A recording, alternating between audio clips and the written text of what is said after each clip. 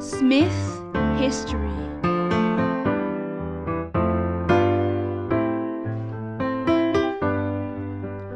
Discussing history in greater detail.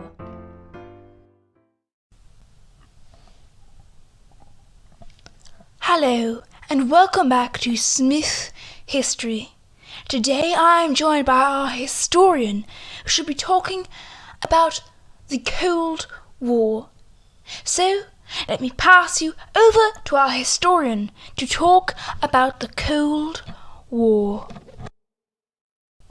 Well, before you get into the physical aspects of the Cold War, it's best to have a little understanding of what came beforehand. So as the Second World War was coming to a close, the Allied leaders, which was Stalin for the USSR, Roosevelt for the US, and Churchill for the British, and of course for de Gaulle for France. And of course they agreed to set up an organization to promote peace, and this of course became known as the United Nations.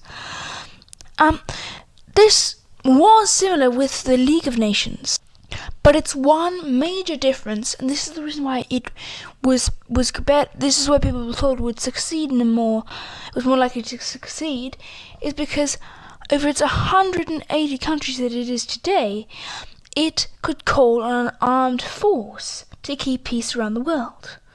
And the whole point of the UN was to prevent war and to improve the aspects of the modern world.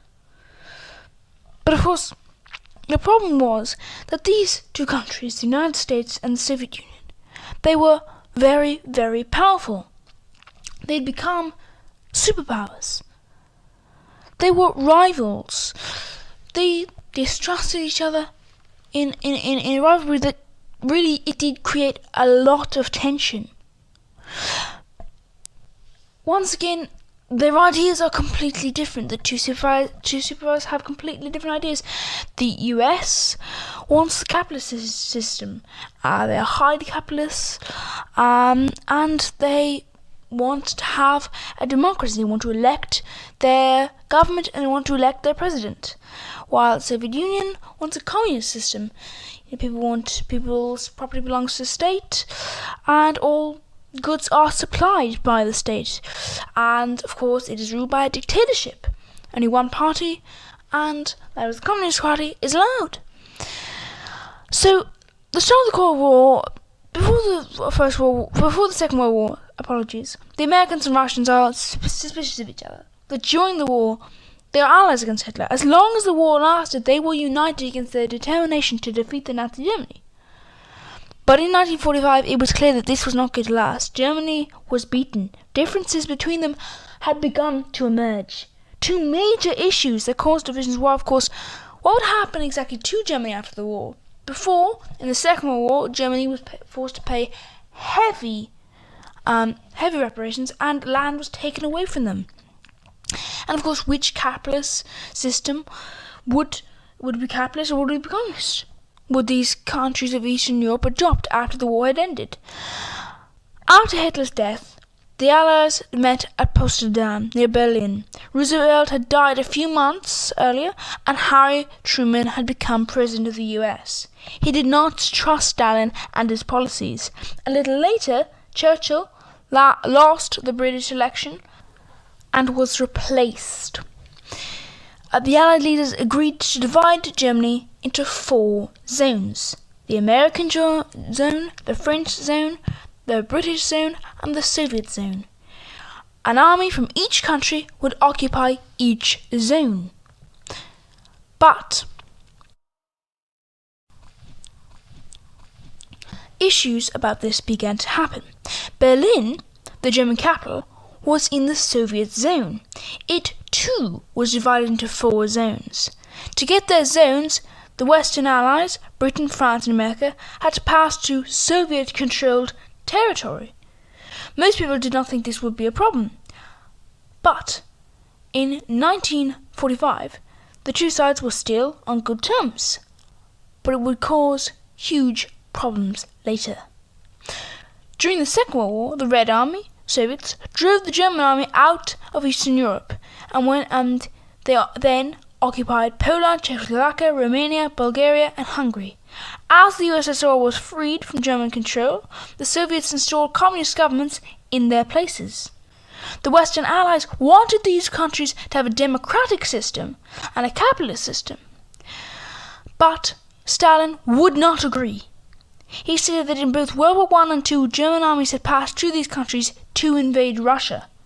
Russia had suffered terribly in these wars, and millions of people had been killed. It had lost more of its people than the United States or Britain. To prevent another invasion, Stalin was determined that Eastern Europe countries would have friendly governments. He did not intend to give the people in these countries any choice in this matter. Because the Red Army was already in these countries, Stalin got his way. The Western Allies watched the spread of communism with great anxiety. By 1948, Stalin had imposed communist governments on all of them. They were brutal dictatorships that used secret police to spy on citizens and had concentration camps where thousands had died. The Iron Curtain between the East and West was a situation in which, after Stalin's treatment of Eastern Europe, had caused great alarm in US and Britain.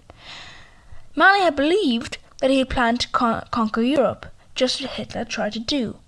Churchill, who had been defeated after attempting to get re-elected as Prime Minister in 1945, was invited to join Westminster College in Fulton, Missouri. This was where he gave a speech, joined by the President.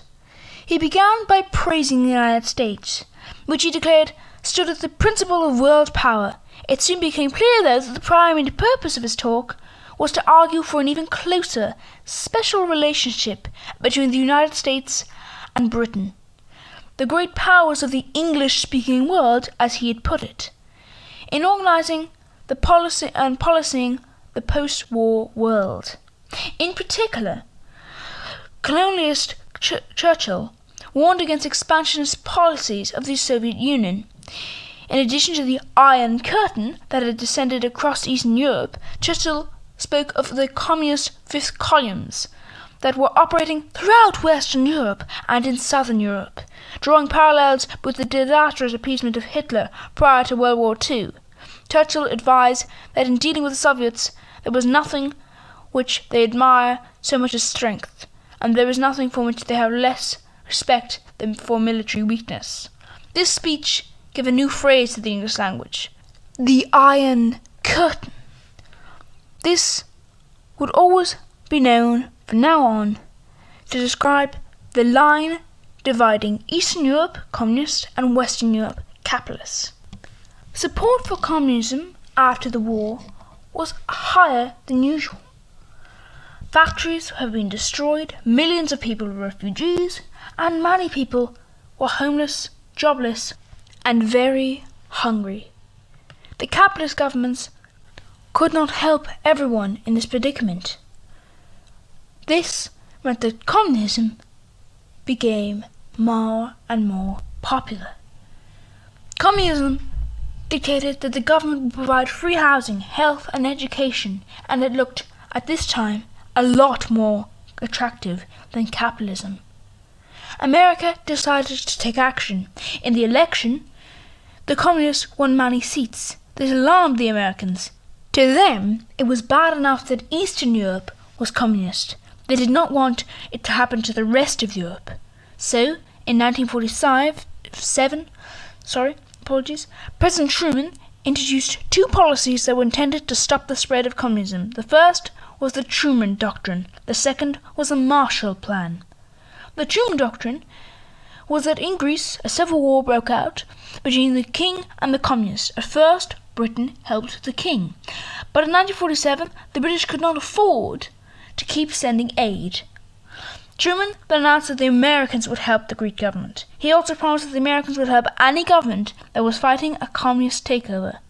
This promise became known as the Truman Doctrine. The Americans also realized that the poor economic conditions in Europe were making the communists popular. To help rebuild Europe, the American Secretary of State, George Marshall, announced an aid package of 13.5 billion to European countries. This became known as the Marshall Plan. Money from the Marshall Plan was given to countries provided they had a capitalist economic system. Those with a communist system would not receive the money. The Americans offered it to countries in Eastern Europe that had been taken over by Stalin, but Stalin would not let them accept it. He wanted them to be communist. The Marshall Aid helped Western European countries to recover quickly from the war. By the 1950s, the cities were rebuilt and there were jobs for a lot more people. Ordinary people were better off than they had ever been before. The prosperity underdetermined support for communism. These events led to an increased suspicion between the US and the USSR. Tensions began between the two sides, and they grew. This led to the first major crisis of the Cold War, the Berlin blockade. Well, thank you for that. In the next Smith History episode, we shall be discussing the Berlin blockade. I hope I will see you then. If you'd like to listen to the Berlin blockade, maybe it's available for you. If not, it'll be coming out relatively soon. Thank you to everyone for listening, and thank you to our historian for telling us all about the beginnings of the Cold War.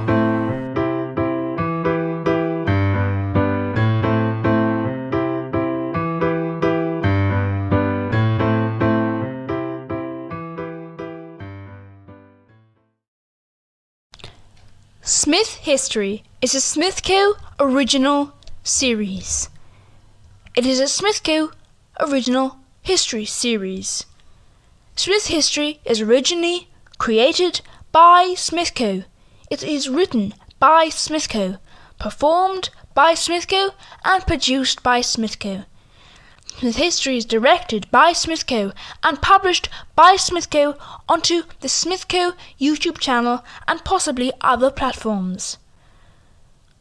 Copyright originally 2020. We hope you've enjoyed this edition of Smith History. You might also like other editions such as Smith Co.'s business videos, Smith Co.'s home ec videos, and other Smith Co. original programs. We hope you've enjoyed this episode. Thank you for listening.